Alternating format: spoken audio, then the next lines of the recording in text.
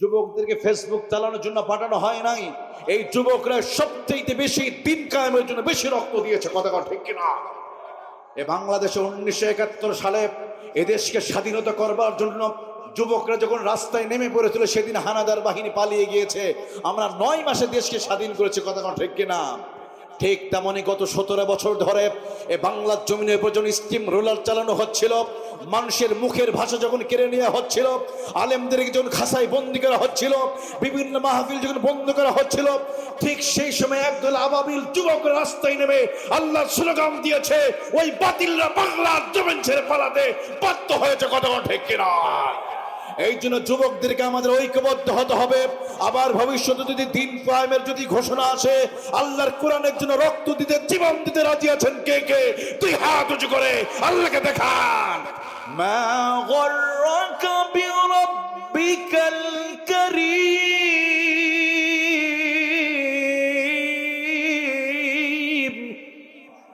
আল্লাহ রাব্বুল আলামিন আফসোস করে বলে, বান্দারে কি হলো? কে তোমাকে প্রতারণা করলো? তোমার রব সম্পর্কে কে তোমাকে বিভ্রান্ত করে ফেলেছে? তুমি ফেসবুকে সময় দেওয়াটা বোঝো, টিভিতে সময় দেওয়াটা বোঝো, কিন্তু রবের জন্য সময় দিয়া তুমি বোঝো না কে তোমারে প্রতারণা করলো। অথচ চেহারার দিকে তাকাও রে বান্দা, আমি আল্লাহ এত সুন্দর করে বানালাম। আল্লাযী খালাকাকা ফাসাওয়াকা ফাআদালাক। আল্লাহু আকবার। আল্লাহ রাব্বুল আলামিন বলে, এত সুন্দর করে বানালাম, যেখানে যে অঙ্গটা সেখানে সেটা সেট করে দিলাম। সুবহানাল্লাহ বলেন।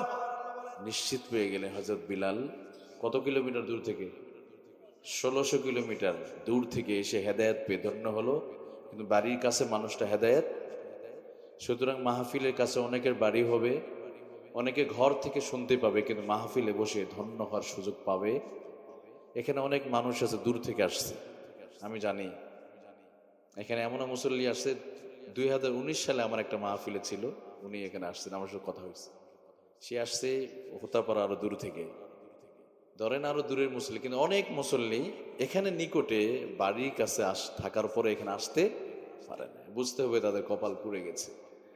কাছে কাছে যদি বসতে না পারেন প্রিয় ভাইয়েরা, কবে বসবেন আপনি? আপনি কি নিশ্চয়তা দিতে পারবেন আগামীকাল বেঁচে থাকবেন আপনি? তো আবু জাহেল হেদায়েত পেল না, হযরত বিলাল 1600 কিলোমিটার দূর থেকে এসে হেদায়েত পেয়ে গেল। আপনার মাহফিল বাড়ির উঠানের উপরে হয়ে যদি আপনি 10টা মিনিট সময় না দিতে পারেন, কি জবাব দিবেন আপনি আপনার মালিকের কাছে? তো এই জন্য আসুন, আমরা যারা বসতে পেরেছি, যারা এখনো বসতে পারেনি তারাও বসবে ইনশাল্লাহ। আমরা সবাই আমাদের কলিজার ভাই, তাদের জন্য দোয়া আছে না আমাদের। আমার শুরুতে মহান মনিবের দরবারে কলিজা উজাড় করে আমরা শুকরিয়া আদায় করে বলছি সকলে আলহামদুলিল্লাহ। লাখো কোটি দরুদ ও সালাতু সালাম বর্ষিত হোক দুজাহানের সরদার, আখিরাতের ব্যারিস্টার, ইমামুল মুরসালিন, সৈয়দুল মুরসালিন, নবীদের নবী, বিশ্ব সবার সভাপতি, ইমামুনা কুদওয়াতুনা হাবিবুনা নবী মুহাম্মদুর রাসূলুল্লাহ সাল্লাল্লাহু আলাইহি ওয়াসাল্লামের উপরে নবীর প্রেমে মাতোয়ারা হয় কলিজা উজাড় করে প্রিয় নবীদের শানে আমরা সুদূরে বাংলার জমিন থেকে আমরা দরুদ প্রেরণ করছি। সকলে বলছি সাল্লাল্লাহু আলাইহি ওয়াসাল্লাম। একান্ত প্রিয় মুসল্লিয়ানি কেরাম, আমরা শুকরিয়া আদায় করলাম কার? একটু জোরে বলতে হবে। আল্লাহু আকবার বললে কি গুনাহ হবে? কোনো মামলা হবে নাকি? আবার ভয় লাগছে আপনাদের? এখন তার ভয়ের কারণ নাই, কারণ স্বৈরাচার পালিয়ে গেছে, তাই না? যারা কোরআনের আলোচনায় বাধা দিত, বাংলার জমিনে এমন একটা সময় ছিল, এদেশে রাত যত গভীর হতো 25 টাকার টিকিটে, রাত যত গভীর হতো কাপড় তত খুলতে থাকে, এগুলো বাধা ছিল না। কিন্তু কোরআনের বিভিন্ন জায়গায় কোরআনে মাহফিলে বাধা ছিল। কথা বলেন ঠিক কিনা? এখন সেই পরিবেশ না। অতএব গলা উঁচু করে বাঘের মতো সিংহের মতো গর্জন দিয়ে বলতে হবে শুকরিয়া আদায় করলাম কার? আরো জোরে শুকরিয়া আদায় করলাম কার? আকাশের মালিক কে? জমিনের মালিক কে? এই জমিনে গোলামি করব কার জন্য? নামাজ আদায় করবো কার জন্য? ইসলামের জন্য নামাজ পড়বো। কথা বলেন ঠিক কিনা? স্ত্রীকে পিটাবো কার জন্য? না, পিটাবো না। এলাকার মানুষ তো অনেক ভালো মানুষ, স্ত্রীকে পিটায় না, কিন্তু যৌতুক না দিলে একটু আদর করে। এদিকে যৌতুক নাই, চিল্লায় বলেন আলহামদুলিল্লাহ। সাউন্ড শুনে বলে এখন মনে একটু আছে নাকি? যৌতুক আছে এদিকে? আমি তো মনে হচ্ছে যৌতুক, দেশ স্বাধীন হয়েছে যৌতুক থাকবে কেন? এটা একটা বৈষম্য স্বামী স্ত্রীর মাঝে, তাই না? আমরা এই বৈষম্য মানতে পারি না। যৌতুক বন্ধ করতে হবে। আমরা নোবেল প্রাইজ সাহেবকে বলবো, ডক্টর ইউনূস সাহেবকে, এই স্বামী স্ত্রীর মাঝে যৌতুকের নামে এই বৈষম্য দূর করতে হবে। কথা বলেন ঠিক কিনা? তা আমরা শুকরিয়া আদায় করলাম কার? আরো জোরে বলতে হবে, শুকরিয়া আদায় করলাম কার? আমাদের জীবনে সব কিছু হবে কেবলমাত্র কার জন্য? قل إن صلاتي ونسكي ومحياي ومماتي لله رب العالمين।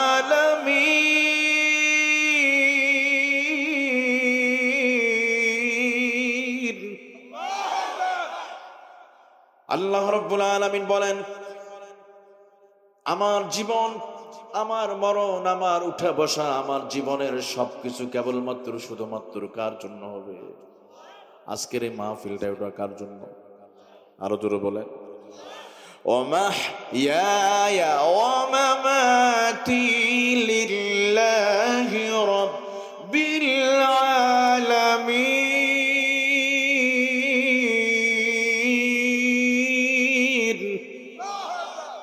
আমার জীবন, এই আয়াতের শপথ যারা নিয়েছি আমরা, এই আয়াত আমাদের শিখায় এই জীবনের মালিক কে? সবকিছু একমাত্র হবে কার জন্য? এখানে বসেছি এটাও আল্লাহর জন্য। সম্মানিত বন্ধুগণ, আমি এই কিতাব থেকে, মোট এই কিতাবে সূরা আছে 135টা। কয়টা আছে? 114। একটু লোকমা দিবেন আপনারা। কয়টা সূরা আছে? 114টা সূরার ভিতরে সিরিয়াল নাম্বার 61 নম্বর সূরা, সূরা আস-সফ এর প্রথম 5টি আয়াতে কারিমা তেলাওয়াত করেছি। ইনশাআল্লাহ এই আয়াতগুলো নিয়ে কথা বলবো। এর আগে বলতে চাই, এই কিতাবে কোনো ভুল আছে? কোনো সন্দেহ আছে? একটা ভুল আছে তো, একটাও নাই? তোমরা তো সবই জেনে গেছে, আলহামদুলিল্লাহ বলেন। এই কিতাবে কোনো ভুল নাই। এটা মোল্লার কথা না, আল্লাহর কথা। আরো জোরে বলতে হবে, this is book, there is no doubt. এটা এমন একটি কমপ্লিট কোড অফ লাইফ, এমন একটি জীবন ব্যবস্থার মধ্যে কোনো ভুল। তুমি এটা এখন বাংলাদেশে এখন নাই, আছে আমার হাতে আছে। তবে বাংলাদেশে বিজয়ী অবস্থায় আছে না পরাজিত অবস্থায়? এই কিতাব বাংলাদেশে আছে ঘরে ঘরে, মসজিদের কোনায় কোনায়। আজকে কোরআনুল কারীম বাংলার জমিনে যদি বিজয়ী অবস্থায় থাকতো, কোন আলেমকে জালিমের খাঁচায় বন্দি করে রাখা পারতো না। কতক্ষণ ঠিক কিনা? আজকে বাংলার জমিনে কোরআন যদি বিজয়ী অবস্থায়, পার্লামেন্টে যদি কোরআনের শাসন থাকতো, এ বাংলার জমিন থেকে 37 লক্ষ কোটি টাকা বিদেশে পাচার করতে পারতো না। কতক্ষণ ঠিক কিনা? তার মানে বোঝা গেল কোরআন বিজয়ী অবস্থা নাই। গত 17 বছর যারা বিদেশে টাকা পাচার করেছে, কোরআন যদি পার্লামেন্টে থাকতো চুরি করতে পারতো? পারতো না। 17 বছর কেন, গত 52 বছর ধরে এদেশের দুর্নীতি বন্ধ হয়েছে। কিন্তু কোরআন আমাদেরকে বলে 52 বছর লাগবে না, 52 মাস লাগবে না, 52 সপ্তাহ লাগবে না, 52 মিনিটের ভিতরে হত্যা, রাহাজানি, খুন, ধর্ষণ বন্ধ হয়ে সোনার রাষ্ট্রে পরিণত হয়ে যাবে। এই ওয়াদাটা কমিটমেন্ট করেছে কে? কে বলেছে? فمن تبع هداي فلا خوف عليهم ولا هم يحزنون।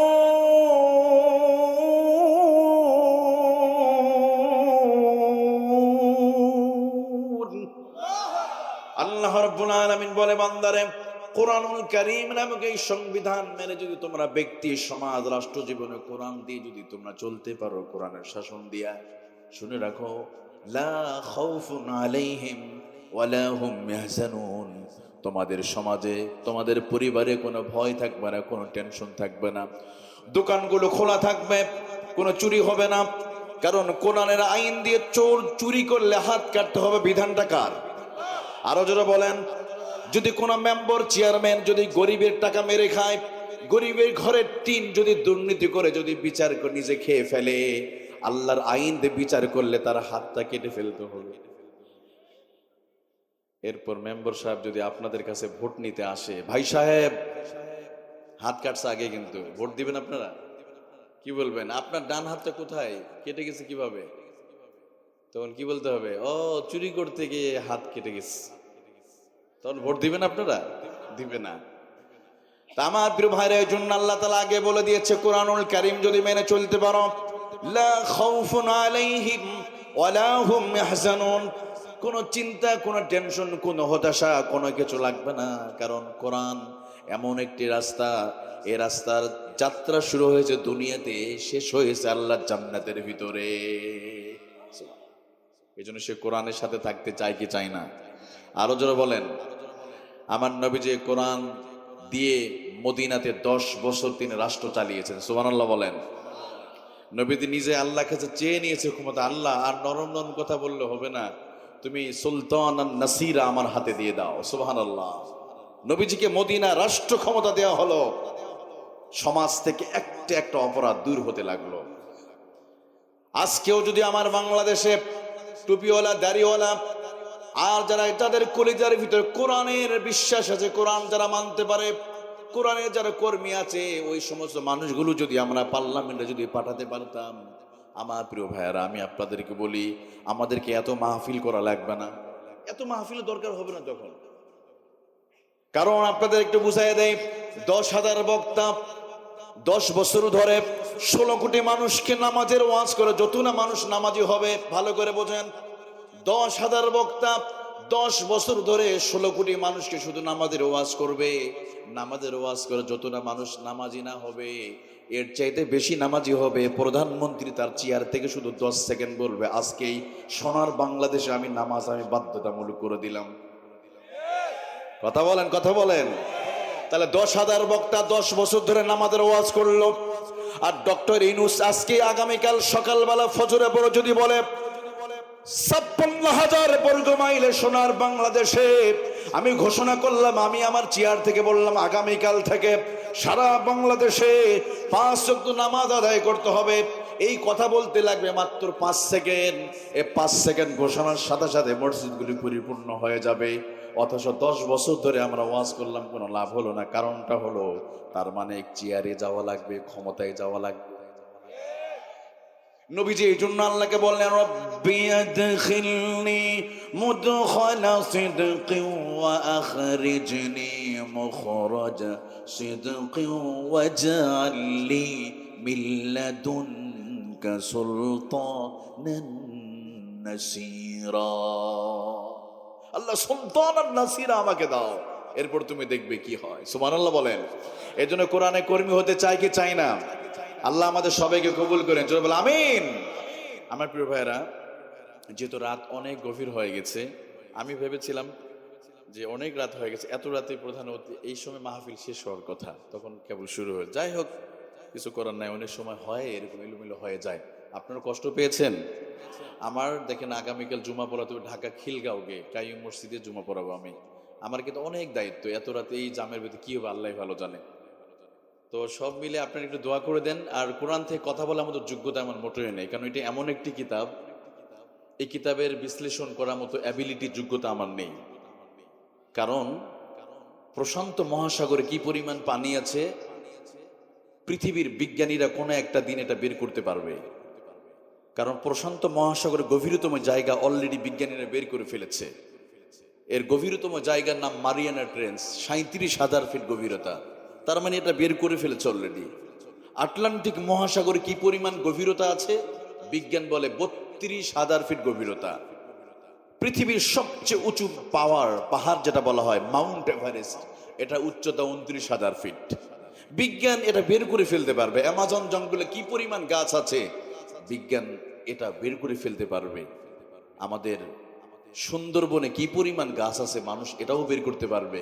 কিন্তু এমনকি সাহারা মরুভূমিতে কি পরিমাণ বালি আছে, এটাও কোনোদিন বের করতে পারবে। কিন্তু কোরআনের গভীরতা এতটাই বেশি যে গোটা পৃথিবীর মানুষ এক জায়গায় একত্রিত হয়ে গোটা পৃথিবীর সমুদ্র আর নদী নালা পানিগুলো যদি কালি বানায়, আর পৃথিবীর গাছগুলো কেটে কেটে যদি কলম বানায়, আমার আল্লাহ তাআলা বলেন, সমুদ্রের পানি নামক কালি দিয়া, পৃথিবীর গাছ নামক কলম দিয়ে যদি আমার আল্লাহর কালামুল্লাহ শরীফের বিশ্লেষণ লেখা যদি শুরু করে দেয়, আল্লাহ তাআলা বলেন, নাফিদাত কালিমাতুল্লাহ।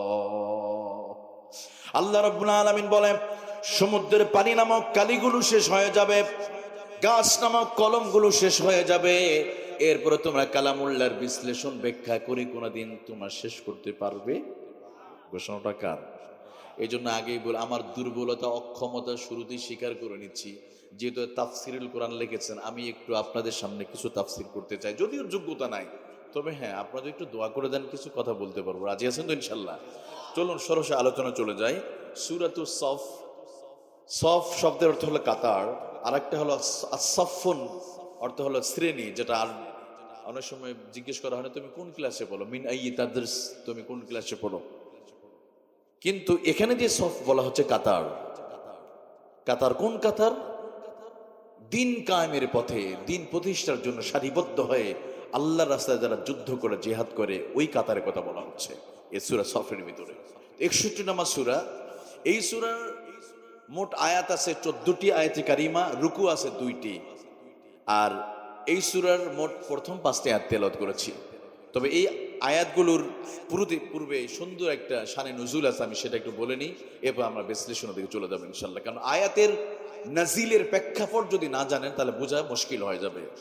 তো রাসূলুল্লাহর প্রিয় সাহাবী জলিলুল কদর সাহাবী আব্দুল্লাহ ইবনে আসলাম, আব্দুল্লাহ ইবনে সালাম, তিনি সাহাবীদেরকে নিয়ে বসে আছেন, আর তাদের মাঝে আলোচনা হচ্ছে আইয়ুল আমালি আহাব্বু ইলাল্লাহ। তারা বলছে, আচ্ছা নবীজি তো প্রায় বলে জিহাদ করলে সওয়াব, মা বাবার খেদমত করলে অনেক সওয়াব, কুরআন পড়লে সওয়াব, আসলে কোন আমলটা আল্লাহর কাছে বেশি প্রিয়? সাহাবীদের মাঝে আলোচনা হচ্ছিল। রাসূলুল্লাহর প্রিয় সাহাবী আব্দুল্লাহ ইবনে সালাম সাহাবীদেরকে নিয়ে আলোচনা করতেছে, কোন কাজটি আল্লাহর কাছে সবচেয়ে প্রিয়? আইয়ুল আমালি আহাব্বু ইলাল্লাহ। কিন্তু সাহাবীরা সাহস পেল না নবীজির কাছে জিজ্ঞেস করার। এমন সময় বিশ্বনবী জনাবে মুহাম্মদুর রাসূলুল্লাহ সাল্লাল্লাহু আলাইহি সাল্লাম তিনি বুঝতে পারলেন আল্লাহ রাব্বুল আলামিন সাথে সাথে জিবরিল আলাইহিস সালাতু ওয়াস সালামের মাধ্যমে সূরাতুস সফ নাজিল করে জানিয়ে দেওয়া হলো আল্লাহর কাছে সবচেয়ে প্রিয় আমল কোনটি। সুবহানাল্লাহ। জিবরিল আলাইহিস সালাতু ওয়াস সালাম নিয়ে চলে আসলেন সূরাতুস সফ, আর জানিয়ে দেওয়া হলো নবীজিকে, ইন্নাল্লাহা ইউহিব্বুল্লাযীনা ইউকাতিলুনা ফী সাবিলিহি সাফফান কাআন্নাহুম বুনয়ানুম মারসুস।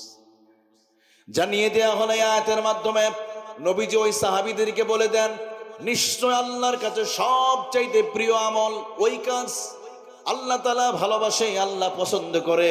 ইউহিব্বুল্লাযীনা ইউকাতিলুনা ফী সাবিলিহি সাফফা, যারা কাতারবদ্ধ হয়ে, দলবদ্ধ হয়ে দিন কায়েমের জন্য, দিন প্রতিষ্ঠার জন্য আল্লাহর রাস্তায় যারা লড়াই করে, সংগ্রাম করে, যারা জিহাদ করে, তারাই হলো আল্লাহর কাছে সবচাইতে প্রিয়। সুবহানাল্লাহ। আয়াত নাজিল করে দিলে সূরা নাজিল হয়ে গেল। এই প্রেক্ষাপটে সূরাটা নাজিল হচ্ছে। এবার আমরা শুরু করি। শুরুতেই আল্লাহ তাআলা সূরাটা শুরু করলেন আল্লাহর প্রশংসা দিয়ে। সুবহানাল্লাহ বলেন। একাধিক সূরা শুরুতে দেখবেন সাব্বাহা লিল্লাহি দেয়া আছে, আল্লাহ ঠিক এটা শুরু করছেন। আমরা আল্লাহর কাছে আমরা সাহায্য চেয়ে শয়তানের ওয়াসওয়াসা থেকে আল্লাহ তাআলা আমাদের হেফাজত করে, বলেন আমিন। আমরা সকলে বলি আউযু বিল্লাহি মিনাশ শাইতানির রাজীম, বিসমিল্লাহির রাহমানির রহিম। সাব্বাহা লিল্লাহি মা ফিস সামাওয়াতি ওয়া মা ফিল আরদ ওয়া হুয়াল আজিজুল হাকীম। ঘোষণাকার আল্লাহ রাব্বুল আলামিন ঘোষণা করছেন, সাব্বাহা লিল্লাহি মা ফিস সামাওয়াতি ওয়া মা ফিল আরদ। আমার আল্লাহ রাব্বুল আলামিন বলেন, আকাশ আর জমিনে তাসবিহ আদায় করে কার? এই পৃথিবীতে যত সৃষ্টি আছে, দুই চোখ দিয়ে আমরা যা দেখি আর যা দেখি না, সব কিছু তাসবিহ আদায় করে কার? ইউসাব্বিহু লিল্লাহি মা ফিস সামাওয়াতি ওয়া মা ফিল আরদ অন্য সূরার মধ্যে আল্লাহ বলেন এই পৃথিবীতে যা কিছু আছে সব কিছু আল্লাহ তাসবিহ আদায় করে। হয়তো আমরা অনেক কিছু বুঝি না, আল্লাহর যে সৃষ্টিগুলো মানুষের কল্যাণের জন্য আল্লাহ যা সৃষ্টি করেছে সেই সৃষ্টিগুলো আল্লাহর তাসবিহ আদায় করে সুবহানাল্লাহ বলে। এমনকি তরুলতা গাছপালা যা আছে তারাও শুকরিয়া আদায় করে কার? তাসবিহ আদায় করে কার? একবার কবি শেখ সাদী রহমতুল্লাহ আলাইহি সফরের জন্য তিনি বের হলেন, সাথে খাদেম আছে, ছাত্র। হঠাৎ করে বেরিয়ে পড়লেন, ইস্তিনজার প্রয়োজন হলো, হাজতের প্রয়োজন হলো। কবি শেখ সাদী বললেন, ও আমার ছাত্র শোনো, একটু অপেক্ষা করো, আমি জঙ্গলার মাঝে গিয়ে একটু ইস্তিনজা করে আমি আবার ফিরে আসতেছি। আল্লাহর প্রিয় বান্দা কবি শেখ সাদী রহমতুল্লাহ আলাইহি জঙ্গলার মাঝে প্রবেশ করে গাছের গোড়াতে গিয়ে কেবল প্রস্রাব করবেন, এমন সময় গাছের পাতার দিকে নজর চলে গেল। যেদিকে বাতাস দোলে, ওই বাতাস দোলার সাথে সাথে পাতার মাঝ থেকে আল্লাহর জিকিরের আওয়াজ তার কর্ণকুহরে ভেসে আসলো। সুবহানাল্লাহ, আওয়াজ চলে আসলো আল্লাহু আল্লাহু। কবি শেখ সাদী এই দৃশ্য দেখার পরে তিনি প্রস্রাব না করে তিনি চলে আসলেন। ছাত্র বলে, হুজুর কিছুক্ষণ আগে প্রস্রাব করার জন্য চলে গেলেন, কিন্তু প্রস্রাব কেন করলেন না? আল্লাহর প্রিয় বান্দা কবি শেখ সাদী রহমাতুল্লাহ আলাইহি বলে, আমি প্রস্রাব করার জন্য গেলাম, কিন্তু আমি কিভাবে প্রস্রাব করব? আমি যখন প্রস্রাব করবো এমন সময় গাছের দিকে তাকাই, গাছের পাতাগুলো আমার আল্লাহর জিকির করতেছে। সুবহানাল্লাহ। আমরা বুঝতে পারি না, আমরা সবসময় বুঝি না। অনেক সময় ফজরের সময় দেখবেন শেষ রাতে মোরগগুলো কুকরু কুকরু আজান দেয়, দেয় না? আসলে মোরগগুলিকে কুকরু কুক বলে না, আল্লাহ জিকির করে, ওরা আল্লাহ জিকির করে। সুবহানাল্লাহ বলেন। কারণ তাদের শব্দ বোঝার মতো অ্যাবিলিটি আমাদের নাই। আল্লাহ রাব্বুল আলামিন বলেন, ওই মোরগগুলো কুকরু কুক বলে না, ওরাও আল্লাহ জিকির করে। দুনিয়ার মানুষ তোমরা তোমাদের কর্ণকুহরে বোঝার মতো তোমাদের সেই শক্তি আমি আল্লাহ তাআলা দেই নাই। এই জন্য আল্লাহ তাআলা সূরা হুদের মধ্যে বলেন, ওয়া ইম মিন শাইইন ইল্লা ইউসাব্বিহু বিহামদিহি ওয়ালাকিন লা তাফকাহুনা তাসবিহাহুম ইন্নাহু কানা হালিমান গফুরা। আল্লাহু আকবার। আল্লাহ রাব্বুল আলামিন বলে, ওয়া ইম মিন শাইইন ইল্লা ইউসাব্বিহু বিহামদিহি। দুনিয়ার মানুষরে ওই প্রাণীগুলোর কণ্ঠ বোঝার মতো তোমাদের ক্ষমতা নাই। ওই প্রাণীগুলো আমার জিকির করে, প্রাণীগুলো আল্লাহ জিকির করে। ওই গাছের পাতাও আল্লাহর কথা বলে, আল্লাহ শুকরিয়া আদায় করে। সুবহানাল্লাহ বলেন। মোরগ কুকরু কুক বলে না, ওরা কারে ডাকে? আল্লাহ। তবে আল্লাহ তাআলা বড় আফসোস করে বলে, আহারে, যেই মানুষকে আমার গোলামের জন্য সৃষ্টি করলাম, অথচ ওই মানুষগুলো অনেক সময় আমার জিকির করে না, আমাকে ডাকে না, আমার প্রশংসা করে না, অথচ প্রাণীগুলো আমাকে ডাকে। সুবহানাল্লাহ। দেখবেন ফজরের সময় জঙ্গলার মাঝে বাঁশের ঝাড় যদি থাকে, ভোর 4টার দিকে পাখিগুলো কিচির মিচির করে, কি যেন শব্দ করে, আছে না এরকম? কিচির মিচির করে ডাকে। এই এলাকায় বাঁশের ঝাড় আছে? অবশ্য আছে। দেখবেন আজকেও খেয়াল করবেন, ভোর 4টার দিকে তাহাজ্জুদের সময় দেখেন পাখিরা কি যেন বলে, কিচির মিচির করে ডাকে। আসলে পাখিরা কি কিচির মিচির করে না, ওরা আল্লাহকে ডাকে। তো আল্লাহ তাআলা আফসোস করে বলেন, বান্দারে, ওই পাখিগুলো কিচির মিচির করে ডাকে, আর শেষ রাতের সময় একদল মানুষ নাক ডেকে ডেকে ঘুমায়, ফজরের নামাজ পড়ে না, অথচ পাখিরা উঠে আল্লাহকে ডাকে। কথা ছিল মানুষ ঘুম থেকে উঠে আল্লাহকে ডাকবে, আর মানুষ ঘুমায়, পাখিরা উঠে উঠে আল্লাহর জিকির করে, আল্লাহ প্রশংসা করে। এই জন্য আল্লাহ তাআলা আফসোস করে কোরআনুল কারীমে এক জায়গায় মানুষকে নিমুখ হারাম বলেছে, ইন্নাল ইনসানা লিরাব্বিহি লাকানুদ। আল্লাহ তাআলা বলে, বান্দারে, তোমরা বড় নিমুখ হারাম, তোমরা বড় অকৃতজ্ঞ। তোমাদের সৃষ্টি করলাম, তোমাদের খেদমতের জন্য সৃষ্টি করলাম প্রাণীগুলো। ওই প্রাণীগুলো ভোর 4টার দিকে উঠে আল্লাহ জিকির করে, আল্লাহর প্রশংসা করে, আর আমার বান্দারা ভোর 4টার দিকে নাক ডেকে ডেকে ঘুমায়। আছে না? কারণ শেষ রাতে ঘুমাতে দেরি করছে, মোবাইল টিপছে, নাটক টক শো দেখতে দেরি করে ফেলেছে, শেষ রাতে ঘুমায়। আর পাখিরা উঠে ডাকে কাকে? কি হবে ভাই? আপনার আমার আগে যদি পাখিরা উঠে আল্লাহকে যদি ডাকে, কি জবাব দিবেন আপনি আল্লাহকে? যে আমার ঘুম ভেঙে যাওয়ার কথা ছিল, ওই সময় পাখিরা উঠছে আল্লাহকে ডাকতেছে।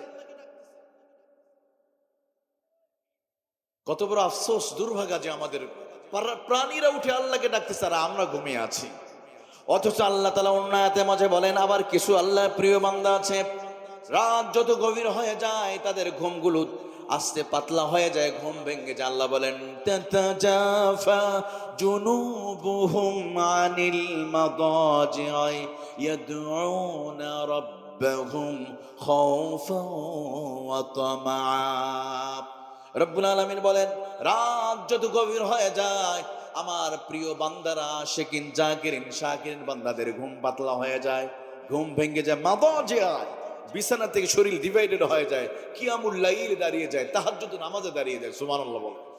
আর একদল মানুষ ঘুমে থাকে, অথচ শেষ রাতে আমার আল্লাহ তাআলা আমাদেরকে ডাকতে থাকে। সুবহানাল্লাহ বলেন। আল্লাহ প্রতি রাতে ডাকে আমাদের, ফি কুল্লি লাইলাতিন আলা মিন মুস্তাগফিরিন ফাগফির আলা আলা মিন মুস্তারজিকিন ফারজুকালা। কি আছে তোমাদের রিজিকের সমস্যা, তোমরা আমাকে ডাকো, আমি আল্লাহ তোমার রিজিকের সমস্যা দূর করে দেব। আমাদের বিপদে পড়লে মাজারে, দরগায়, দুর্গায় গিয়ে ওখানে যায়, চায় বাবা আমার সন্তান দাও, নাউজুবিল্লাহ বলে। কিন্তু আল্লাহ আপনাকে ডাকতেছে ভোর 4টার দিকে, বান্দা তোমার কি প্রয়োজন? তোমার কি অর্থের প্রয়োজন? তোমার মেয়েটা বিবাহ হচ্ছে না, বান্দা উদউনি আস্তাজিব লাকুম, আমাকে ডাকো, আমি আল্লাহ তোমার ডাকে সাড়া দিয়ে দেব। আমরা রাখতে পারি না, অথচ আল্লাহ বলেন পাখিরা আল্লাহকে ডাকে। এই জন্য আল্লাহ আফসোস করে বলেন, ইন্নাল ইনসানা লিরাব্বিহি লাকানুদ। আল্লাহ রাব্বুল আলামিন, মানুষ তোমরা বড় কৃতজ্ঞ নিমক হারাম। আমি রব্বুল আলামিন এত সুন্দর করে তোমাদের বানালাম, তোমাদের সৃষ্টি করলাম, বেঁচে থাকার মতো উপকরণ দিলাম, খাবারের ব্যবস্থা করে দিলাম, মায়ের পেটের ভিতরে খাবার সাপ্লাই করে তিল তিল করে আমি আল্লাহ বড় করলাম। এবার দুনিয়াতে আসার পরে তোমরা আমাকে ডাকো না, প্রাণীগুলো আমাকে ডাকে, আর তোমরা শিরকে লিপ্ত হয়ে যাও। নাউজুবিল্লাহ বলেন। মায়ের পেটে খাবার দিছে কে? আরো জোরে বলেন। এই চোখটা কে দিয়েছে ভাই? বড় আফসোস। আল্লাহ বলে, ওই পাখিরা আল্লাহকে ডাকে, যে আল্লাহ আমাদের চোখ দিল, ওই চোখ দিয়ে আমরা ফেসবুক চালাই 24 ঘন্টার ভিতর 10 ঘন্টা আছে না? এদিকে তো ফেসবুক নিষিদ্ধ, একদম নাই। এদিকে ফেসবুক আছে, 24 ঘন্টার ভিতরে আপনি ফেসবুকে দিলেন 10 ঘন্টা, কারণ জহরে ইউটিউবে 3 ঘন্টা, ফেসবুকে 3 ঘন্টা, মেসেঞ্জার ওখানে কিছু বুজুর্গ আছে চ্যাটিং করতে হয়, ওখানে 3 ঘন্টা, আর হোয়াটসঅ্যাপ, ইমো, মেসেঞ্জার এগুলো মিলে আরো 1 ঘন্টা, তাহলে কত হলো? 10 ঘন্টা। আল্লাহ বলে, বান্দা তুমি ফেসবুকে 10 ঘন্টা দিতে পারো, আর 24 ঘন্টার ভিতরে 5 ওয়াক্ত নামাজের জন্য তুমি কি 1টা ঘন্টা তুমি তোমার রবকে দিতে পারো? 5 ওয়াক্ত নামাজ পড়তে কত সময় লাগবে ভাই? জহরে 10 মিনিট, আসরে 10, মাগরিবে 10, ইশায় 10, ফজরে 10, কত হলো? আমি আরো 10 বাড়া দিলাম, 1 ঘন্টা। আল্লাহ বলে, বান্দা 24 ঘন্টার ভিতরে তুমি টিভিকে ইস্টা জলসা দিতে পারো, মোবাইলে দিতে পারো, ফেসবুকে দিতে পারো, আমি আল্লাহ আমি চোখ দিলাম, আমার চোখ দিয়ে তুমি ফেসবুক দিতে পারো। অত ফেসবুক তোমার খাবার দেয় না, মেসেঞ্জার তোমার খাবার পাঠায় না, তোমার বান্ধবী তোমার খাবার, আমি আল্লাহ তোমার জন্মের আগে তোমার মায়ের পেটে খাবার দিয়েছি। অথচ তুমি আমাকে 24 ঘন্টার ভিতরে, আমার কপালে কি 1টা ঘন্টাও সময় হয় না? কি তোমাকে প্রতারিত করেছে তোমার রব সম্পর্কে? মা গররাকা বিরাব্বিকাল কারীম।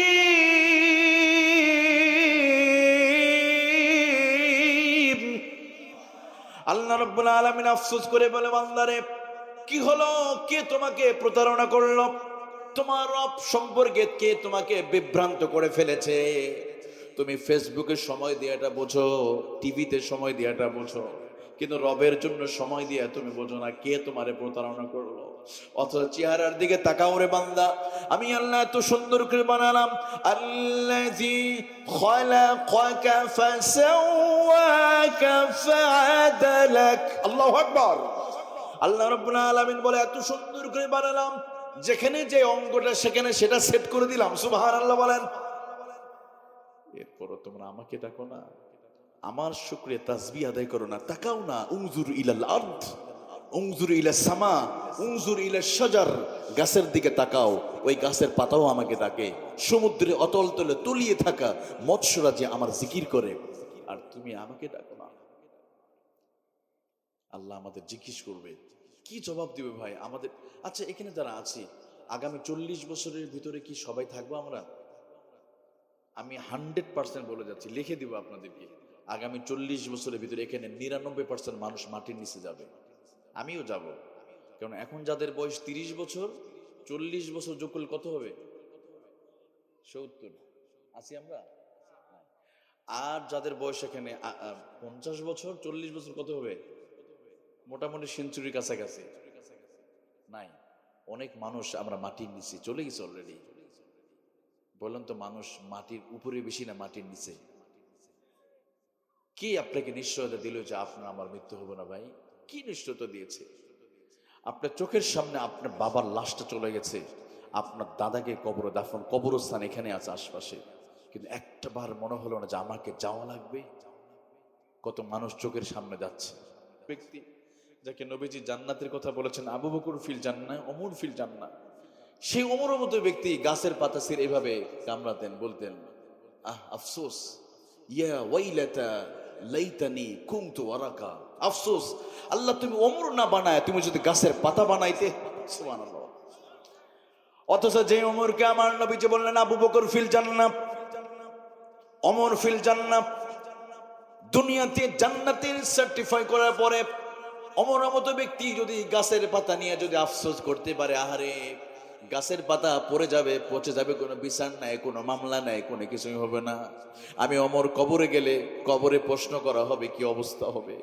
ওমরের মতো ব্যক্তি যদি কান্না করতে পারে, আপনি আমি দিন শুরু হয় গুনাহ করার মধ্য দিয়ে, রাত শুরু হয় গুনাহ করার মধ্য দিয়ে, 24 ঘন্টার ভিতরে 10 ঘন্টা চোখের পাপ করতেছে, এরপর আমাদের একটা বড় অনুশোচনা হয় না, মরা লাগবে। এই জন্য প্রিয় ভাই আমার, আল্লাহ বলে, বান্দা তাকাও প্রাণীগুলো, ওরা যদি আমাকে ডাকে তোমরা কি ডাকবে না? এই জন্য ডাকতে চাই কি চাই না? আরো জোরে বলেন। আল্লাহ বলেন, যে চোখ দিয়ে দেখো ওই চোখটা কিন্তু আমি দিয়েছি। তুমি ফেসবুক চালাও, রাত 1টার দিকে মোবাইলে কোথায় কোন ওয়েবসাইটে গিয়ে কোন দৃশ্য দেখেছো, আমি আল্লাহ ওটাও ভিডিও করে রাখছি। আল্লাহ চোখ ফাঁকি দিয়ে যাবে? যাবে না। সব আল্লাহ ভিডিও করতেছে। আমাদের চোখ আজকে দুনিয়ার সব ভিডিও আমাদের ওয়াজ করতেছে, এটা ঢাকা শহরে দেখা যাবে স্যাটেলাইটের মাধ্যমে, আমরা সব দেখে। আচ্ছা, দুনিয়ার ক্যামেরা, সিসি ক্যামেরা যদি সব প্রকাশ করতে পারে, আমরা আল্লাহ কি ভিডিও করবো না ভাই? কোথায় কি করছে আমাদের চোখ দিয়ে, সব আল্লাহ ক্যামেরার মধ্যে ভিডিও হচ্ছে। কিরামান কাতিবিনা ইয়ালামুনা মা তাফআলুন।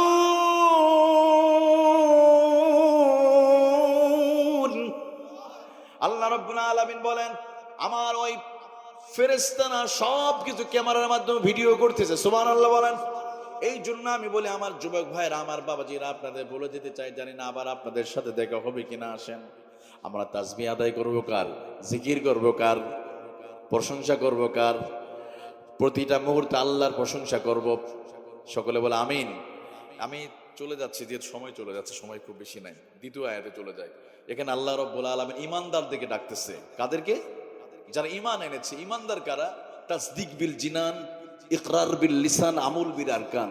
অর্থাৎ কালিমা শাহাদা ঘোষণা করার পরে অন্তর দিয়ে দৃঢ় বিশ্বাস, আমলে পরিণত করা এবং বাস্তবে মুখে স্বীকৃতি দেওয়া, সেই ইমানদার। সেই ইমানদারকে আল্লাহ ডেকে বলছে, ও তাহারা ঈমান এনেছে, ও ম্যানকাইন্ড, ও বিশ্বাসীরা, একটু কান খোলা করে শোনো, তোমাদের একটা চরিত্র আছে ঠিক এইরকম। কি সেটা আল্লাহ বলছে।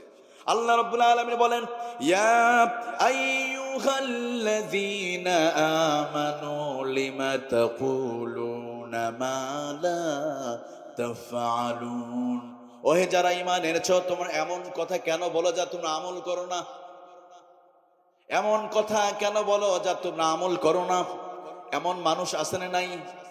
মুখে একরকম, মুখে ঘোষণা করলো, ইসলামের স্বীকৃতি দিল, কিন্তু মাহফিলের পিছনে গিয়ে ইসলামের বিরোধিতা করা আছে না নাই? মুখে স্বীকৃতি দিল নির্বাচনের আগে, আমরা যদি ক্ষমতায় যাই তাহলে এই দেশে আলেম ওলামাদের পক্ষে কাজ করব, মদিনা সনদ দিয়ে রাষ্ট্র চালাবো, বলছে না? আবার ওই বেঈমানরা যখন ক্ষমতায় চলে যায়, ক্ষমতায় যাওয়ার পরে পার্লামেন্টে গিয়ে কোরআনের আইনগুলো একটা একটা করে আয়াতকে নিষিদ্ধ করে দেয়। নির্বাচনে আগে বললো আলেমদের বিরোধিতা করবে না, মদিনা সনদে রাষ্ট্র চালাবে। নির্বাচনে আগে মাথায় টুপি দিল, মুখে দাড়ি লাগালো। নির্বাচনে আগে প্রতি ওয়াক্তে নামাজ আদায় করছে, নির্বাচনে পরে গিয়ে আবার আলেমদেরকে জেলখানায় ঢুকায়। আর একটু আসতে বলেন, এটা কি চরিত্র? দুমুখী নীতি না? নির্বাচন আগে তসবি টিপতেছেন, মাথায় পট্টি, নির্বাচনের পরে আবার বলছেন দুর্গা পূজার সময় ধর্ম যার যার, উৎসব সবার। এটা বললে ঈমান থাকবে? ধর্ম যার যার, উৎসব তার তার, এটা বলা যাবে না। এটা মুনাফিকি ডায়লগ। আল্লাহ তাদেরকে বলছে লিমা তাকুলুন মা লা তাফালুন, এমন কথা কেন বলে যে তুমি আমল করো না? একদিকে আলেমের পক্ষে বলছে, আবার অন্যদিকে আলেমের বিরোধিতা। আলেমদেরকে জেলখানার মধ্যে ঢুকানো হলো।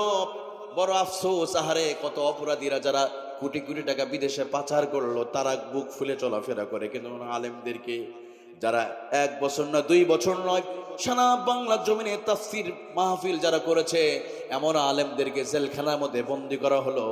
আপনারা জানেন আল্লামা শেখুল হাদিস ইবনে শেখুল হাদিস মামুনুল হক কি অপরাধ ছিল ওনার?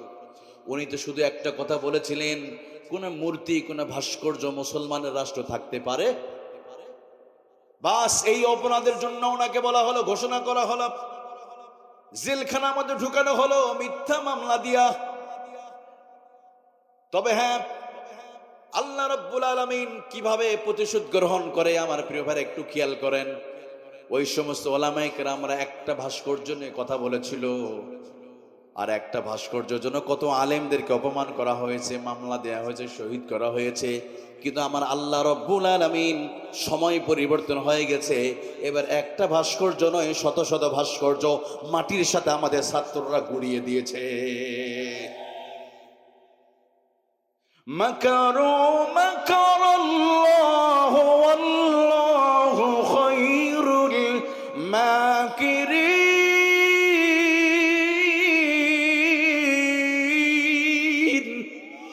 কৌশলটা কার? এবার আলেমদের লাগে নাই, সাধারণ জেনারেল পড়ুয়া ছাত্ররা, কলেজ বিশ্ববিদ্যালয়ে যারা পড়াশোনা করে। আমি যেখানে ঢাকায় থাকি আমার এমন কিছু ছাত্র ভাইয়েরা আছে, হুজুর বড় আফসোস লেগেছিল ওই সময় যখন আলেমদের উপর নির্যাতন চলছিল। তবে এখন আর আফসোস করার কারণ নাই। আপনারা মার খেয়েছেন, লাঞ্ছিত হয়েছেন, অপমানিত হয়েছেন।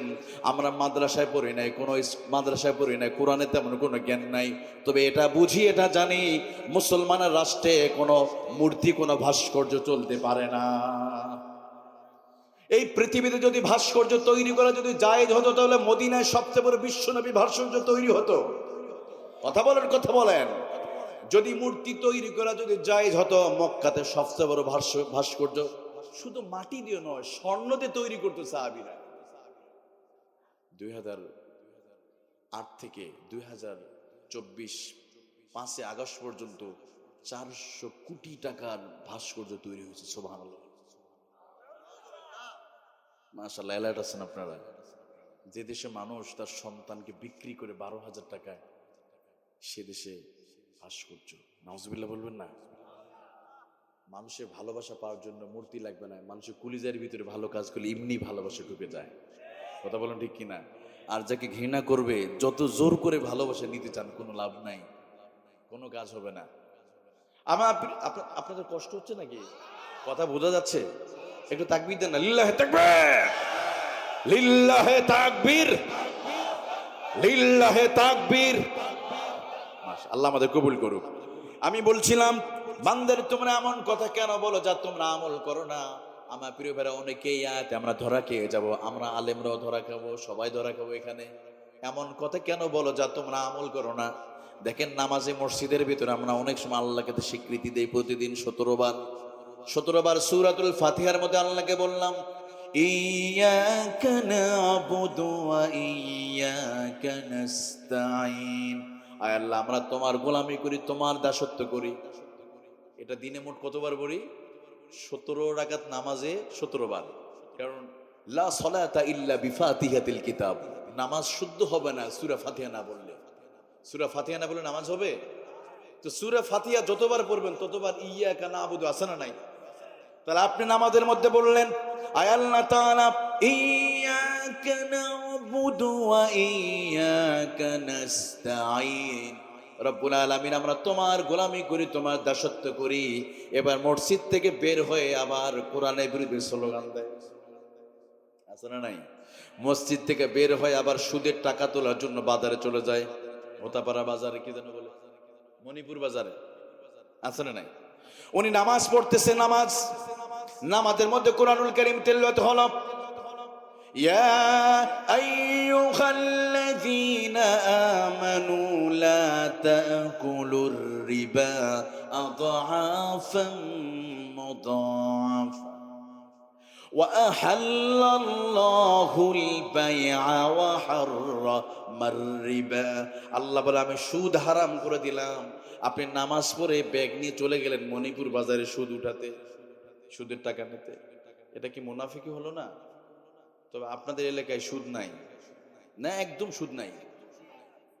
এদিকে সুদ আছে, আস্তাগফিরুল্লাহ। হালাল না হারাম এটা? ভারতে, আচ্ছা ভারত এটা কি মুসলিম রাষ্ট্র?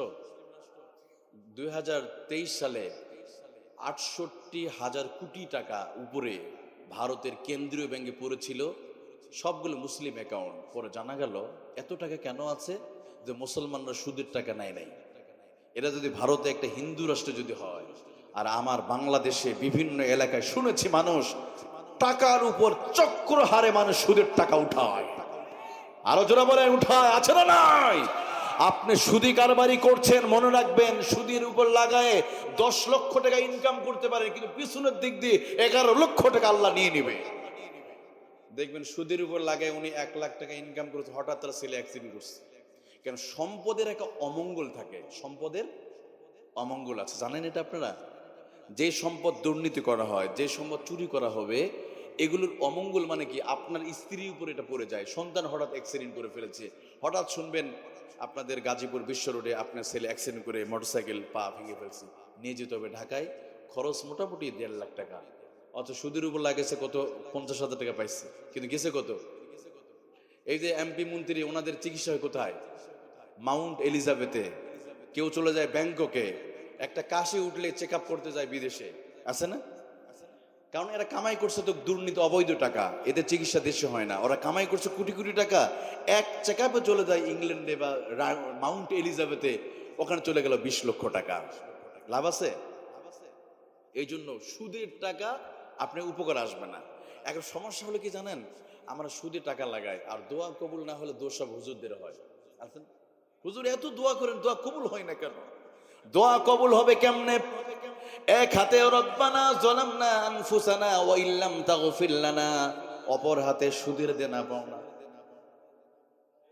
এদিকে রব্বানা, একদম চোখে পানি পড়তেছে, রব্বানা যালামনা, আর এক হাতে সুদের দেনা পাওনা, দোয়া কবুল হবে? এক হাতে রব্বানা যালামনা আনফুসানা, অন্য হাতে যৌতুকের মোটরসাইকেল, আছে, দোয়া কবুল হবে? হুজুরের দোষ হবে, হুজুর এত হাদিয়া দিয়ে দোয়া কবুল হয়, দোয়া কবুল হবে কেমনে? আপনি যৌতুকের টাকা নিয়েছেন, আপনার দোয়া, আপনার নামাজই কবুল হবে না। যৌতুকের টাকা যারা নিবে তাদের ইবাদত কবুল হবে কেন? যৌতুকের টাকা আপনি টুপি কিনেছেন, টুপিতে নামাজ হবে না। তবে এদিকে কি যৌতুক নেয় না মনে না? খবরদার প্রিয় ভাই, যৌতুক নিব না। পৃথিবীতে যৌতুকের টাকা নিয়ে কেউ ধনী হতে পারে নাই, কোন অনেক জিরো থেকে কোটিপতি হয়েছে এমন প্রমাণ আছে। আমার মা বোনদের কষ্ট দেবেন না, অনেকে আছে যৌতুকের স্ত্রীকে খুব কৌশলী, এখন আবার খুব মানুষরা খুব কৌশলী হয়েছে, শাশুড়িরা খুব চালাক, বলে বৌমা পাশের বাড়ি আব্দুর রহমান বিয়ে করছে, কত সুন্দর হুন্ডা আছে, তোমার জামাই জৈনা বাজারে যায়, রাজেন্দ্রপুর বাজারে যায়, একটা হুন্ডা হলে কত সুন্দর লাগে, আর তুমি পিছনে বসবে, তোমার তো আরো সুন্দর লাগবে, মনে হয় নায়িকা নায়িকা ভাব। আছেন চালাক, দেখেন কত বড় চালাক। শাশুড়িরা কি করে? আমাদের দেশে নারীরা নারীদের বিপদ করে, নারীরা নারীদের ক্ষতি করে। একদল শাশুড়িরা আছে অন্যের উদাহরণ দেয়। দেখেন অনেক শাশুড়িরা আছে, ছেলের বৌমা যদি একটু সুখে থাকে সহ্য হয় না, তখন বলে আরে ছেলেটার বউটা মনে হয় তার জাদু করছে। আর মেয়ে যদি জামাইয়ের ঘরে যদি ভালো থাকে, মাশাআল্লাহ আমার মেয়েটা অনেক সুখে আছে, আছে না নাই? এমন শাশুড়ি তো এইদিকে নাই মনে হয়। কেন? আমি ওই সমস্ত মাদেরকে বলি, মা, আপনার মেয়ে অন্যের ঘরে সুখে থাকলে না আপনাকে ভালো লাগে, আর আপনার বৌমা যদি একটু ভালো থাকে আপনি বলেন ছেলেটা মনে হয় বইয়ের প্রতি পাগল হয়ে গেছে। না না, এটা বলবেন না, এটা বলার দরকার নাই। আপনার ছেলে যেই স্ত্রীর কাছে যায়, ওই স্ত্রী যদি তার মন যদি জয় করতে পারে, এটা সে সবচেয়ে বড় দুনিয়াতে অর্জন। সুবহানাল্লাহ বলেন। কারণ শাশুড়ি তার বউকে ঠিক করতে পারে, শাশুড়ি আবার বৌমা যদি চায় শাশুড়ির সাথে ভালো ব্যবহার করতে পারে। তো যাই হোক, আমরা যৌতুক নিব, তাহলে এক হাতে রব্বানা যালামনা আনফুসানা, আর এক হাতে যৌতুক, আর এক হাতে সুদ কবুল হবে? অথবা এক হাতে রব্বানা যালামনা, আর এক হাতে অন্যের জমির আল ঠেলেছেন, দোয়া কবুল হবে না। অনেক মুসল্লি আছে দেখবেন খুব চমৎকার, ওই জমিতে গিয়ে অন্যের জমির আল ঠেলে মসজিদে এসে বলে সবাই কাতার সোজা করো। আসেন এরকম, কাতার সোজা করেন, বাপরে বাপ। উনি জমির আল ঠেলে আসছে কিন্তু কুদাল দিয়া, ওটাকে হারাম করে আসছে। আছে না? কবুল হবে না। এদিকে যদি থাকে, আমি মেহেরবানি করে বলবো, এক মান আখাযা শিবরাম মিনাল আরজি জুলমা, রাসূলের হাদিস, বুখারীর হাদিস, প্রসিদ্ধ, মুত্তাফাকুন আলাইহি সম্ভবত হাদিসটা, বুখারী মুসলিমে এসেছে। মান আখাযা শিবরাম মিনাল আরজি জুলমা, যদি কেউ এক বিঘা জমি যদি অবৈধভাবে দখল করে, 7 ভাগ জমিনটা তার গলার মধ্যে বেরি করে দেওয়া হবে। নাউজুবিল্লাহ। কি লাভ ভাই, অন্যের জমি দখল করে আল ঠিলে, এগুলো না। যদি নিয়ে থাকিলে আমরা দিয়ে দেবো ইনশাল্লাহ। বলেন, আপনার তো কষ্ট হচ্ছে নাকি? আমি বলছিলাম, লিমা তাকুলুনা মা লা তাফআলুন, এমন কথা কেন বলো যা তুমি আমল করো না? আহারে, আমাদের দেশে এমন আছে, এমন আল্লাহ প্রিয় বান্দা বান্দির আছে, অনেকে সকালবেলা ফজরে ঘুম থেকে উঠে যায় নামাজ তালাশ করে, এমন আল্লাহর বান্দিরা ছিল, তাই না? কিন্তু সময় পেলে আবার জায়নামাজ আলা মানুষগুলোরে আবার বিপদের মধ্যে ফেলে দেয়। এটা কি বেঈমানি নয়? আরো জোরে বলেন। আমার প্রিয় ভাইয়েরা, এবার আল্লাহ বলেন কাবুরা মাকতান ইনদাল্লাহ, আল্লাহ বলেন আল্লাহ ওই কাজটা অপছন্দ করে, যারা বলে কিন্তু আমল করে না, তাদেরকে অপছন্দ করেন কে? আরো জোরে বলেন। আল্লাহ অপছন্দ করে, আল্লাহ কখনো ভালোবাসে না। এবার আল্লাহ তাআলা ৫ম নম্বর আয়াতে আল্লাহ বলেন, ইন্নাল্লাহা ইউহিব্বুল্লাযীনা ইউকাতিলুনা ফি সাবিলিহি সাফফান কাআন্নাহুম বুনয়ানুম মারসুস। আল্লাহু আকবার। আল্লাহ বলে, আল্লাহর কাছে সবচেয়ে প্রিয় কাজ আল্লাহর রাস্তায় জিহাদ করা। সুবহানাল্লাহ বলেন। আরো জোরে বলেন। জিহাদ করা এটা সবচেয়ে ভালোবাসে কে? নামাজের কথা কোরআনে আছে ৮২ বার। কতবার? কিন্তু কোরআনুল কারীমে দিন প্রতিষ্ঠার কথা, জিহাদের কথা আল্লাহ একবার নয়, দুইবার নয়, ৫০০ বার আল্লাহ জিহাদের কথা বলেছেন। কিতাবুল মাগাজির, বুখারী শরীফে ২য় খণ্ডে কিতাবুল মাগাজির একটা ঘটনা শুনে আপনাদেরকে, শুনবেন আপনারা না চলে যাবেন আপনারা? আবার কিতাবুল মাগাজির ঘটনা আপনারা যদি মনোযোগ দিয়ে শুনেন, আমিও আলোচনা ইনশাআল্লাহ লম্বা করব। তো কিতাবুল মাগাজির যে ঘটনাটাই আছে, জান্নাতি সাহাবী আব্দুর রহমান ইবনে আউফ, সুবহানাল্লাহ বলেন। ১০ জন সাহাবী ছিলেন জান্নাতি সাহাবী, তাদের মাঝে অন্যতম কি? আব্দুর রহমান ইবনে আউফ। তিনি বলেন, বদরের যুদ্ধের দামামা বেজে গেছে, সাহাবীদেরকে একত্রিত করা হচ্ছে, লাইন দলবদ্ধ হয়। তো রাসূলুল্লাহর প্রিয় সাহাবী আব্দুর রহমান ইবনে আউফ তিনি কাতারে দাঁড়ালেন। তিনি বলছেন, আমি চতুর্দিকে তাকালাম, এমনি তো মানুষ কম, ৩১৩ জন। আব্দুর রহমান ইবনে আউফ বলেন, আমি বাম দিকে তাকালাম, ডান দিকে তাকায় দেখি একটা ছোট্ট একটা বালক আমার পাশে দাঁড়িয়ে আছে, বাম পাশে আরেকজন দাঁড়িয়ে আছে। আমি অবাক হয়ে গেলাম, এমনিতে আমাদের সংখ্যা কমে, ছোট্ট বাচ্চা কেমনে যুদ্ধ করবে? এরা তো অস্ত্র চালাতে পারে না, এরা তো অস্ত্র চালাতেও পারবে না, শত্রুর উপরে হামলা করতে পারবে না, ছোট্ট বালক কি করবে? আব্দুর রহমান ইবনে আউফ বলেন, খুব চিন্তার মধ্যে ছিলাম, কিন্তু এমন সময় ছোট্ট বালক মাস ময়েস, ২ ভাই ২ দিকে আছে। এক ভাই ডাক দিয়ে বলে, চাচা যান, ইয়া আম্মি আরিনি আবা জাহেল, ও চাচা যান, মেহেরবানি করে একটু আপনি কি বলবেন, এই বদরের প্রান্তে আবু জেহেল নামক এক শয়তান এসেছে, একটু মেহেরবানি করে আবু জেহেল কি একটু আমাকে একটু দেখে দেন। সুবহানাল্লাহ। আরিনি আবা জাহেল, আমাকে একটু আবু জেহেলকে একটু দেখে দেন। ইয়া আম্মি আরিনি আবা জাহেল। কিছুক্ষণ পরে দেখলাম আবার বাম পাশ থেকে আমার আর এক ভাতিজা ছোট্ট মাছ, সে বলে ইয়া আম্মি আরিনি আবা জাহেল, ও চাচা যান আবু জেহেল কোনটা, একটু আবু জেহেল একটু দেখে দেন। এবার রাসূলুল্লাহর প্রিয় সাহাবী জান্নাতি সাহাবী আব্দুর রহমান ইবনে আউফ বলে, আমি অবাক হয়ে গেলাম, এতটুকু দুধের বাচ্চা আবু জেহেলের খবর নাই কেন? কারণটা কি? আবু জেহেল তো বিশাল নেতা, কাফেরদের লিডার। আবু জেহেলের খবর নেই তোমরা কি করবে বাবারে? তোমরা আবু জেহেলের খবর নেই কি করবে? তোমরা তো ছোট মানুষ, তোমরা তো অস্ত্র চালাতে পারো না। এবার দেখেন আমার প্রিয় ভাইয়েরা, খেয়াল করেন, ছোট বালক আব্দুর রহমান ইবনে আউফকে বলে, ও রাসূলুল্লাহ সাহাবী চাচা যান একটু ভালো করে শোনেন, আমি যেদিন থেকে শুনেছি ওই আবু জেহেল আমার নবী, কলিজের টুকরা নবী, দু জাহানের সরদার, আখিরাতের ব্যারিস্টার নবী মুহাম্মদুর রাসূলুল্লাহ সাল্লাল্লাহু আলাইহি ওয়াসাল্লামকে অনেক কষ্ট দিয়েছে।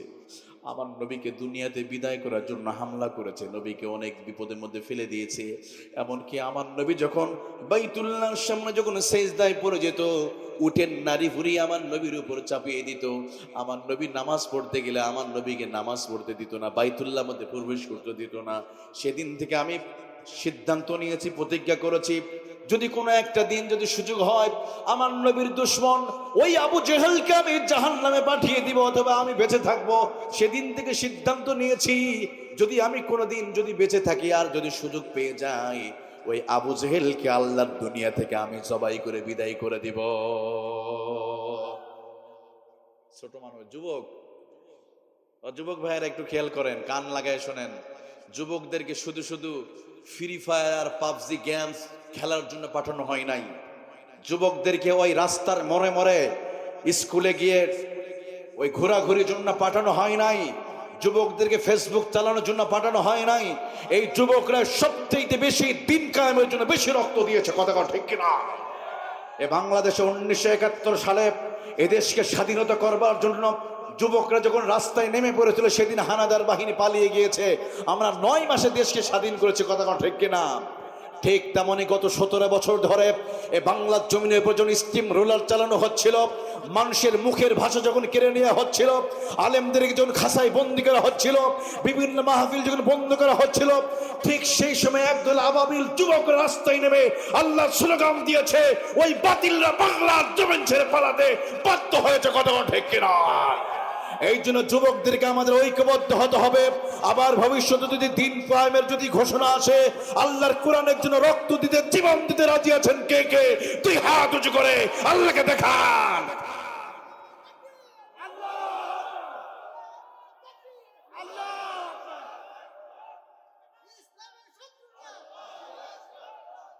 আমিন বলেন।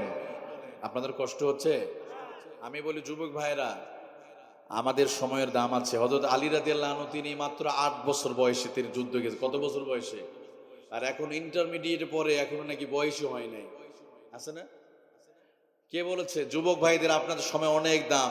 ফেসবুক আর ইউটিউব দেখার জন্য নয়, আপনাদের সময়ের দাম সবচেয়ে আল্লাহর কাছে বেশি। তাহলে ছোট্ট মাছ সে বলছে, ইয়া আম্মি আরিনি আবা জাহেল, আবু জেহেল একটু দেখে দেন, আমি আমার মনের স্বাদ আমি পূরণ করবো। সুবহানাল্লাহ বলেন।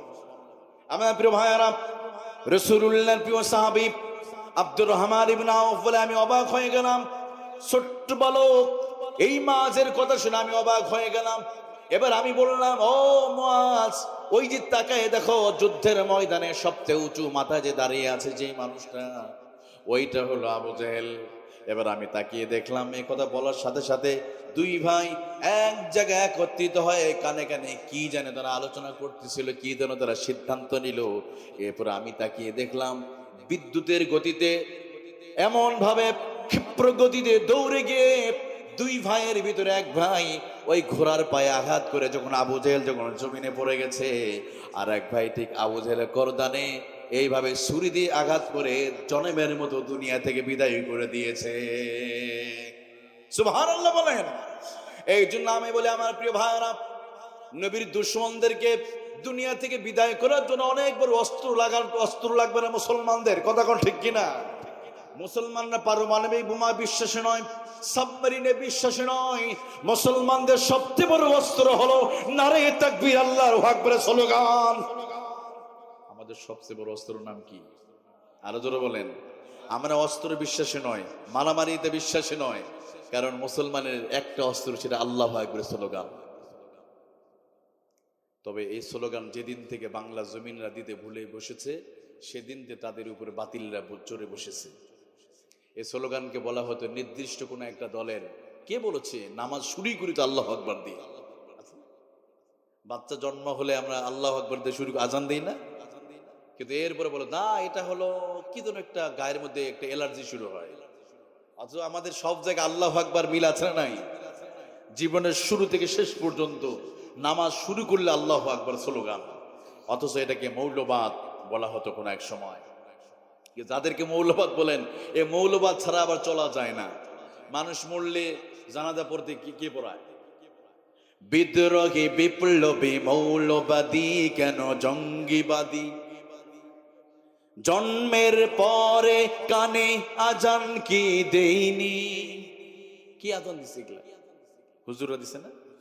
জন্মের পরে কানে আজান কি দেইনি, তুমি মৌলবাদী সারা হওনি। আবার মরণের পরে জানাজা পড়াবে, আবার মরণের পরে জানাজা পড়াবে, তখন কোথায় পালিয়ে যাবি? বিদ্রোহী বিপ্লবী মৌলবাদী কেন জঙ্গিবাদী। করোনার সময় যখন মানুষ মারা যাচ্ছিল, আমি তো ঢাকা শহরে ছিলাম ওই টাইমে, অনেকেই সন্তান তার বাবার লাশটা দাফন করতে ভয় পেয়েছে, লাশ দাফন করে নাই, কুত্তা বিড়াল খাওয়া শুরু করছিল কেবল। কিন্তু ওলামায়ে কেরাম, আলেম ওলামা, টুপিওয়ালা, এই দাড়িওয়ালারা সিদ্ধান্ত হলো না, মানুষ এভাবে হতে পারে না, এসব করুণা মরুণা কিসের করুণা হাবিজাবি। হুজুররা সিদ্ধান্ত নিল, তারা প্রথম ঢাকা শহরে এই যারা করোনাতে মারা গেছে তাদেরকে নিজের নিজ দায়িত্ব নিয়ে তারা জানাজা নামাজ পড়া শুরু করলো। সুবহানাল্লাহ। আজকে আলেম ওলামারা যদি ওই কোভিড করোনার সময় যদি জানাজার ব্যবস্থা না করত, আমার তো মনে হয় বাংলার জমিনে কুকুর বিড়াল মারা যায়, শ্রীগাল মরে রাস্তায় পড়ে থাকতো, দুর্গন্ধ বেরিয়ে যেত। মানুষ মরে গেলে এমন শরীরতে দুর্গন্ধ বেড়ে যেত যদি এরা আলেম ওলামারা যদি দায়িত্ব না নিত। প্রত্যেকটা বিপদের সময় দেশে আলেম ওলামারা থাকে, এরপর আলেম দেখলেই জঙ্গিবাদ আর মৌলবাদ ট্যাগ আছে না নাই?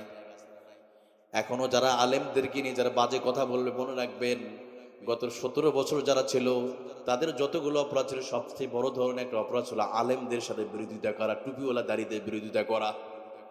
কথা বলেন ঠিক কিনা? এখনো যদি এমন কেউ এইরকম কথা বলে, আলেমদের দিকে চোখ উঠিয়ে যদি আলেমদেরকে যদি জঙ্গিবাদ মৌলবাদ বলে, তোমাদের কিন্তু এমন একটা পরিস্থিতি আসতে পারে। কথা বলেন ঠিক কিনা? কারণ আলেম ওলামা দেশের টাকা চুরি করো না, বিদেশে টাকা পাঠায় হুজুররা। এই যে যত টাকা পাঠাচ্ছে, একজনকে দেখেন যে হুজুর পাঠাইছে। জাহাঙ্গীরনগর বিশ্ববিদ্যালয়ে একজন ধর্ষণ করে সেঞ্চুরি করলো, কি যেন এক মানিক, উনি কি মাদ্রাসা ছাত্র ছিল?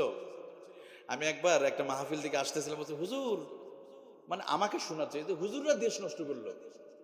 আমি বললাম হ্যাঁ, হুজুররা দেশ নষ্ট করছে। কারণ সবার সাথে তর্ক করা যাবে না, যাবে উত্তম পন্থায় কি বলতে হবে, জবাব দিতে। আমি বলতাম হ্যাঁ, হুজুররা দেশ নষ্ট করলো। আমি বললাম বাংলাদেশে যত ধর্ষণ হয় সব হুজুররা করে। চুপ করে আছে। আমি বললাম এরশাদ শেখদের সবচেয়ে বেশি মানুষ খুন করেছে, সে তো বাইতুল মোকাররমে একটা খতিব ছিল মনে হয়, একদম চুপচাপ। মনে হয় একজন মোহতামিম ছিল, নাজিমে তালিমাত অথবা অধ্যক্ষ প্রিন্সিপাল ছিল, চুপ করে আছে। আমি বললাম র্যাপিড অ্যাকশন ব্যাটালিয়ন 2004 সাল থেকে ক্রস ফায়ার দেয়, মানুষে গুলি করে করে মারায়।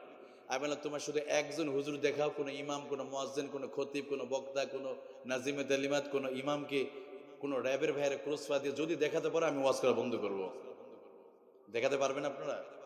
তার মানে কি হুজুরদের এই ধরনের অপরাধ নাই, চুরিতে নাই, বাটবাড়িতে নাই, টেন্ডারবাজিতে। এরপরে হুজুরা দেশ নষ্ট করলো, আছে না নাই?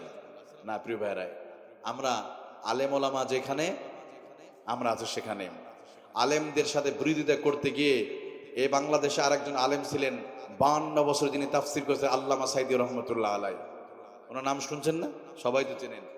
এই মানুষটার বিরুদ্ধে একজন মিথ্যা সাক্ষী দিয়েছিল একজন ব্যক্তি, ওনার দুনিয়াতে ওনার মৃত্যুটা মরণ হয়ে গেছে, দুনিয়াতে মরণ হয়ে গেছে।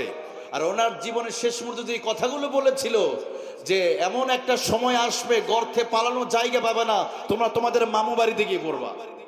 কথাটা বাস্তবে পরিণত হয়েছে না? এই সমস্ত আলেমদেরকে, যত আলেমদেরকে খাসায় বন্দী করেছেন, রফিকুল ইসলাম মাদানী ছোট্ট একটা মানুষ কিভাবে হাত দড়ি মানে কুত্তা বিড়ালের মতো বেঁধে তাকে আদালতে নিয়ে যাওয়া হচ্ছিল, অথচ সে কোনো চুরি করেনি, টাকা চুরি করেনি, দুর্নীতি করেনি, কিছু করছে? কি অপরাধ ছিল ছোট মানুষটা? কত সুন্দর কোরআনে হক কথা বলে, তাই না? অথচ শাস্তি পেতে হয়েছে। কিন্তু এগুলোর শাস্তি আপনি পাবেন না, কে বলেছে? আল্লাহ অন্য আর এক দিক দিয়ে এর ব্যবস্থাটা করে দিবে। তো এই জন্য প্রিয় ভাইয়েরা, তো আল্লাহ কি বলছেন? আল্লাহ সবচেয়ে ভালোবাসে কি? আল্লাহর রাস্তায় কাতারবদ্ধ হয়ে দিন কায়েমের জন্য, দিন প্রতিষ্ঠার জন্য জিহাদ করা। সুবহানাল্লাহ বলেন। কিন্তু জিহাদের কথা শুনলেই অনেকেই রেগে যাবে, হুজুর জিহাদ কেন বলছেন? তাহলে কোরআন থেকে আয়াতে মুছে দেন, আমি তাহলে কোনো সমস্যা নাই। কারণ কোরআনে আল্লাহ 500 বার জিহাদের কথা বলেছে। কে বলেছে? 500 বার। আমার নবীজি নিজেই 27টা যুদ্ধে তিনি কি করে নেতৃত্ব দিয়েছেন। তবে হ্যাঁ, এখানে একটা কথা আছে, আপনাদের বলি, একটা তথ্য দেই। আশরাফুর রহমান স্যার, তিনি বিসিএস ক্যাডার, কুষ্টিয়া ভার্সিটিতে তিনি এখনো অধ্যাপক। তিনি একটা লিখেছেন, বই লিখেছেন গাজওয়াতুন নবী সাল্লাল্লাহু আলাইহি ওয়াসাল্লাম। সেই বই লিখেছেন যে আল্লাহ রাসূলের মোট 27টা যুদ্ধে মোট কাফের মারা গেছে মাত্র 172 জন। কতজন? 27টা যুদ্ধে কাফের মারা গেছে কয়টা? 172 জন। এবার আসেন 1400 বছর আগের যুদ্ধের ঘটনা বললাম, এবার 1400 বছর পরের কথা বলি। আজকে মানবতা ফিরেওয়ালা আমেরিকা শুধু 2010 সালে ইরাকের বাগদাদ নগরীতে শুধু এক এলাকাতে বোম্বিং করে 10,000 মানব শিশুকে তারা হত্যা করেছিল। আজকে তারাই জিহাদের কথা শুনলে জঙ্গিবাদ আর মৌলবাদ বলে, তাই না? ইসলাম নাকি তরবারি মারতেছে না। জিহাদ তো এসেছে মানুষের নিরাপত্তা দেওয়ার জন্য, জিহাদ এসেছে দিন প্রতিষ্ঠার জন্য, মানুষের উপর জুলুম আর নির্যাতনের জন্য আসে নাই।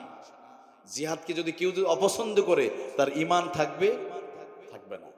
জিহাদ শব্দের অর্থ হলো শুধু মারামারি নয়, জিহাদ শব্দের অর্থ চেষ্টা করা, প্রচেষ্টা করা। আর জিহাদের চূড়ান্ত রূপ হলো প্রাণান্তকর ভাবে চেষ্টা করা। আপনি কলমের মাধ্যমে চেষ্টা হতে পারে, মুখের মাধ্যমে হতে পারে, আপনি মিছিলের মাধ্যমে হতে পারে, বলার মধ্যে হতে পারে, আপনি সম্পদ দান করার মধ্য দিয়ে জিহাদ হতে পারে। এটাও একটা জিহাদ। এই জন্য জিহাদ সম্পর্কে আমরা খারাপ ধারণা জানবো না। আমি বলছিলাম আমার প্রিয় ভাইয়েরা, তাহলে আল্লাহ রাব্বুল আলামিনের কাছে সবচেয়ে প্রিয় কাজ ছিল, এই জন্য আমার নবীজি বারবার তিনি বলতেন, আহারে আমার এই জীবন যদি আল্লাহ যদি আমাকে জীবন দেয়, আমি একবার দিনের জন্য, দিন প্রতিষ্ঠার জন্য আমি শহীদ হয়ে যাব। আবার আল্লাহ যদি আমার জীবন দেয়, আমি আবার শহীদ হয়ে যাব। আবার যদি আল্লাহ আমাকে যদি জীবন দিয়ে দেয়, আমি আবার শহীদ হয়ে যাব। বারবার আমার নবী মুহাম্মদ সাল্লাল্লাহু আলাইহি সাল্লাম শহীদ হওয়ার কথা তিনি বলেছেন। সুবহানাল্লাহ বলেন। আজকের পৃথিবীতে আমরা এইটাকে অপছন্দ করি বলে, হব্বুদ দুনিয়া কারাহিয়াতুল মাউত, আজকে মৃত্যুকে আর জিহাদকে অপছন্দ করার জন্য আজকে দুনিয়াতে মুসলমানদের এই করুণ পরিণতি। ফিলিস্তিনে মুসলমানদের রক্ত ঝরতো না, গোটা পৃথিবীর মুসলমানরা যদি ইরানের সাথে হাত মিলে যদি ইসরায়েলে যদি হামলা করত, 5 মিনিটের ভিতরে ইসরায়েলের লাল কুত্তারা ইসরায়েল ছেড়ে তারা পালিয়ে চলে যেত। শুধু আমাদের ঐক্য না থাকার কারণে। আল্লাহ বলেন বুনিয়ানুম মারসুস, কেন যেন শীষাদুল্লাহ প্রাচীরের মধ্যে তোমরা ঐক্যবদ্ধ থাকবে। বলেন তো প্রিয় ভাই, আমাদের দেশে ঐক্য আছে? আমাদের মাঝে নাই। এদেশে কুত্তা বিড়ালের ভিতরে ঐক্য আছে, হ্যাঁ, মাছের ভিতরে ঐক্য আছে, মৌমাছির মধ্যে ঐক্য আছে, কিন্তু মানুষের মধ্যে নাই। আছে আমাদের ভিতরে? কত মত, কত পথ, অথচ আমাদের কালিমা আলাদা আছে নাকি? কালিমা কি? বাইতুল্লাহ একটা। প্রাণীদের মাঝে ঐক্য আছে, সুন্দরবনে যান, বাঘের মাঝে ঐক্য আছে, সবার মাঝে ঐক্য আছে। এমনকি আমার দেশে ওই অটো যারা চালায়, অটো ভাইয়েরা যারা চালায়, তাদের মাঝে দেখবেন তাদের সম্মতি আছে, তাদের ঐক্য আছে, বাসের ড্রাইভারদের ঐক্য আছে, সম্মতি আছে। কিন্তু আমার দেশে টুপিওয়ালাদের মধ্যে আজকে ঐক্য নাই। কথা কোন ঠিক কিনা? তবে হ্যাঁ, আমি এটা বলি, তবে আসেন আমরা একটার ভিত্তিতে আমাদের ঐক্য হতে পারে, কালিমার ভিত্তিতে আমার ঐক্য হতে পারে।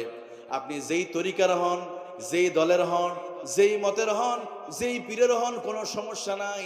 যদি আপনার কালিমা যদি একটা হয় আর আপনার পীরের দরবারে যদি শিরিক না হয়, এমন দরবারে যাবেন যে দরবারে গেলে রাসূলুল্লাহ সুন্নত আর মুখে দাঁড়িয়ে আসবে, সেই জায়গা যাওয়া যাবে। যেখানে শিরিক হবে সেখানে যাওয়া যাবে? যেখানে গেলে মানুষ নামাজি হয়, চোর ডাকাত গেলে আল্লাহর ওলিতে পরিণত হয়, এমন জায়গায় যেতে হবে। কিন্তু যেখানে গেলে আগে নামাজ পড়তে, এখন বলে নামাজ পড়ে কি হবে, আমার ঈমান আগে ঠিক করতে হবে, এরকম আছে না? আমার প্রিয় ভাইয়ারা, আমি বলছিলাম এই জন্য আসেন, আমাদের কালিমা কয়টা, কোরআন কয়টা? আমাদের প্রভু এক, এক নবীর উম্মত, জীবন বিধান এক, ওই শিবানী কোরআন এক। আমাদের প্রভু এক, এক নবীর উম্মত, জীবন বিধান এক, ওই শিবানী কোরআন এক। তবু কেন এক নও হে মুসলমান, এক হও করি আহ্বান। আজকে মৌমাছির মধ্যে ঐক্য আছে, আমাদের মধ্যে ঐক্য হওয়ার দরকার আছে না নাই? আল্লাহ আমাদের কবুল করুক, সকলে বলে আমিন। আমার প্রিয় ভাইরা, আপনাদের ভিতরে কাদের মা আছে, কার মা নাই? মা নাই কাদের হাতে উঠান একটু। অনেকের মা নাই, বাবা নাই। বাবা নাই, আমার বাবা নাই, হাত নামান। আমরা সবার জন্য দোয়া, এই জন্য দেখে নিচ্ছিলাম, আমরা দোয়া করবো, শেষে চলে আসছি। কারণ আমি আগে বলি খুব লম্বা করব না, কারণ আগামীকাল জুমার নামাজ আছে। তো আমি বলি, গতকালকে 2 দিন আগে সম্ভবত বগুড়ার দুপচাচি এলাকা, আমার বাড়ি জয়পুরহাটে, থাকি ঢাকায়, বগুড়াই আমার এলাকায়, ছেলে তার মাকে জবাই করছে। শুনছেন না? দেখছেন দৃশ্যটা আজকে কোন পর্যায়ে চলে গেছে, যে সন্তান মাকে জবাই করছে। আমি তো মনে করি সব জায়গায় এই পিতামাতা নিয়ে আমাদের সবচেয়ে বেশি বেশি এখন সিদ্ধান্ত আলোচনা করা উচিত, যে সন্তান মাকে কিভাবে জবাই করতে পারে। আমি মনে করি এই মাদের কিছু একটু ত্রুটি ছিল, এই সন্তানকে যদি জীবনের শুরুতে যদি একটু কোরআনের শিক্ষা দেওয়া যেত। আচ্ছা বলেন তো, গাজীপুরে বৃদ্ধাশ্রম আছে না? আমি কিন্তু আজ থেকে 7-8 বছর আগে, আপনাদের ডিবিএল গ্রুপ আছে না, ডিবিএল এর যে মসজিদ ছিল বাইতুল সুজুদ মসজিদে আমি খতিব ছিলাম। এটা হলো বাইতুল সুজুদ কাশিমপুর এলাকায়। তারপর আমি ঢাকায় গেছি। তখন আমি গাজীপুর যখন থাকতাম, তখন ওই যে বৃদ্ধাশ্রম আছে না, খোঁজ নিতাম। আমি খোঁজ নেওয়ার চেষ্টা করেছি যে কোনো হুজুরের মাও বৃদ্ধাশ্রমে আছে কিনা, কোনো আলেম ওলামাদের মাও বৃদ্ধাশ্রমে আছে, অথবা কোনো রিকশাওয়ালা ভ্যানওয়ালাদের মা নাই। পুরো চিন্তা করলাম আলেম ওলামাদের মা বৃদ্ধাশ্রমে কেন থাকে না। এটা পরে গবেষণা করে দেখলাম, রিসার্চ করে, এর কারণ একটা আছে, যে আমাদের হুজুররা 7 বছর বয়সে ছোট ছোট বাচ্চাদেরকে একটা ভ্যাকসিন দেয়। সুবহানাল্লাহ বল। এই যে মাদ্রাসা না, কত সুন্দর, দারুন নাজাত মুক্তির ঘর না, এই যে দারুন নাজাত মাদ্রাসা, এই যে ছোট বাচ্চারা আছে না মুক্তব্য পড়ে, ছোট বাচ্চাদেরকে 7 বছর বয়সে আমাদের হুজুর একটা ইনজেকশন পুশ করে দেয়, একটা অ্যান্টিবায়োটিক ভ্যাকসিন দেয়। এই ভ্যাকসিনের কারণে এরা বড় হয়ে মা বাবাকে কষ্ট দিতে পারে না। পরে খোঁজ নিয়ে বের করলাম, হ্যাঁ, আমার সামনে ধরা পড়লো সূরা বানী ইসরাঈলের 23 নম্বর আয়াত। সুবহানাল্লাহ বলেন।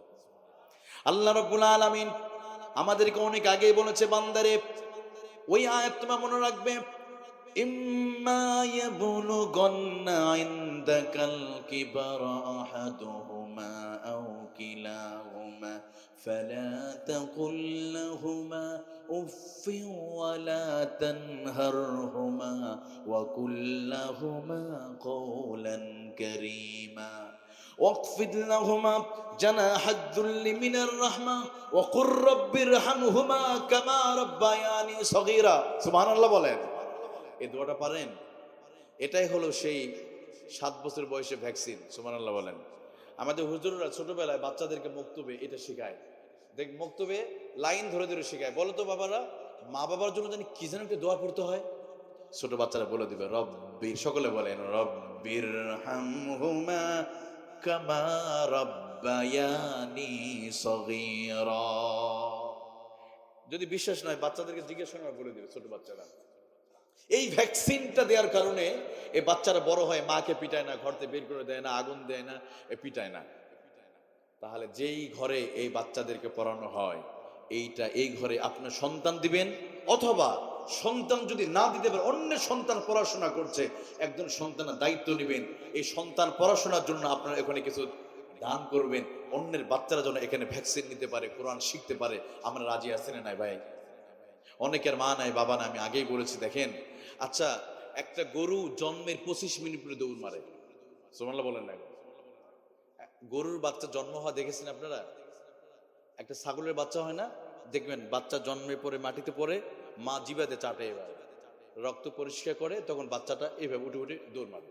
ঠিক গরুর বাচ্চা, আজকে বিজ্ঞান বলছে একটা গরুর বাচ্চা জন্মের 25 মিনিট পরে কোষে দৌড় মারে, হাতির বাচ্চা জন্মের 2 ঘন্টা পর দৌড় মারে, মুরগির বাচ্চা ডিম থেকে বের হয়ে দৌড় মারে। বলেন তো, মানুষের বাচ্চা জন্মের পরে কতদিন এই হামাগুড়ি দিতে লাগে? আল্লাহ আকবার এখনো বলে না। আল্লাহ আকবার, আরো জোরে আল্লাহ আকবার। তাহলে গরুর বাচ্চা জন্মের 25 মিনিট পরে দৌড় মারে, আর মানুষের বাচ্চা 15 মাস লাগে শুধু তার হাঁটা শিখতে। এরপরও আপনি সে মায়ের জন্য কিছু করবেন না? মা কবরে আছে, ওই মা একটু কবরে একটু ভালো থাক, আপনি কি চান না ভাই? মায়ের জন্য কবরে দুনিয়াতে কোনো কিছু পাঠানো সম্ভব নয়, শুধু একটা জিনিস পাঠানো যায়, মায়ের জন্য দোয়া করা যায়, সদকা করা যায়, এবং তার নেক্সট সন্তান যদি দোয়া করে যদি কিছু পাঠায়, কবরে সরাসরি আল্লাহ পাঠিয়ে দেয়। সুবহানাল্লাহ বলেন। এই জন্য প্রিয় ভাইরা, অনেকের মা নাই, বাবা নাই। আমি কালেকশন করবো না, যেহেতু রাত অনেক কিছু হয়েছে, শুধু মাদ্রাসা, যেহেতু এখানে মাদ্রাসা, এত সুন্দর একটা মাদ্রাসা, আমি শুনেছি ম্যাক্সিমাম এই এলাকায় যারা বসবাস করে, যারা দূর থেকে এসেছেন, আপনারাই দেন, এলাকাবাসী দেন। তো আপনাদের কাছে একটু আমি একজন ভাই চাই এই মাদ্রাসার জন্য, যেহেতু এতিম বাচ্চারা পড়াশোনা করে, কোনো ভাইকে আছেন 10 জন আশারে মুবাশশারে সাহাবীদের নামে 10,000 টাকা, এই গাজীপুর এলাকার জায়গার জমির দাম আজ থেকে 20